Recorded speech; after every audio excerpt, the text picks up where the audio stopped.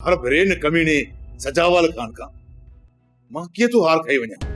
साईं तव्हांखे सलाह ॾियण मुंहिंजी एतिरी औकात न आहे, पर जे तव्हां नाराज़ न थियो त हिकिड़ी ॻाल्हि चवां। ॻाल्हि कर। शुरू खां जॾहिं मूंसां तव्हां सां गॾु कमु कंदो हुओ त मूं तव्हांखे परेशान कोन ॾिठो। जॾहिं खां वठी मूंसां तव्हांजो दुश्मन थियो आहे, तव्हांजी परेशानियूं ख़तम ई न आहिनि थियूं। तव्हांजो मक़सदु आहे त मां मूसा सां हथ मिलायां, उन शख़्स सां हथ मिलायां जंहिं मुंहिंजी निकाह वधी ज़ाल खे घरां भॼायो। साईं जॾहिं छोरी जा पेरे उबता हुआ त इन में मूसा जो कहिड़ो ॾोह आहे?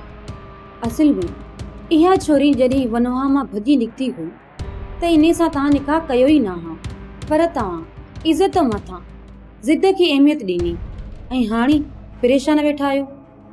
तूं सही थी चवे, मूंखे हिन छोरीअ सां निकाह न हो करणो। इन जे ई करे चवां थी साईं त तव्हां हाणे कमज़ोर थी विया आहियो। तव्हांखे को ॿाहिरियों दुश्मन मारे वञे इन खां इहो बहितर न आहे त तव्हां घर जे दुश्मन सां हथ मिलायो। तव्हां उन्हनि खे पंहिंजो कयो, पोइ ॾिसिजो त तव्हांजी ताक़त ॿीणी थी वेंदी। ज़िद न कयो, हुन निभागी छोरी खे तलाक ॾेई ऐं माइटनि जे हवाले कयो ऐं मूसा जे मथां केस ख़तमु कराए हुन सां हथ मिलायो। इहो मूसा ई आहे जेको सिजावल खे तव्हांजे साम्हूं गोॾा फोड़ाईंदो।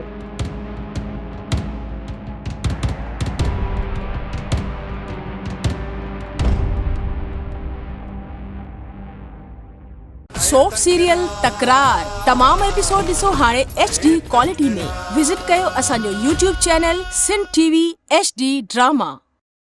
सब्सक्राइब कयो असांजो official YouTube channel Sindh TV HD drama ऐं वधीक अपडेट लाइ बेल आइकन खे क्लिक करियो।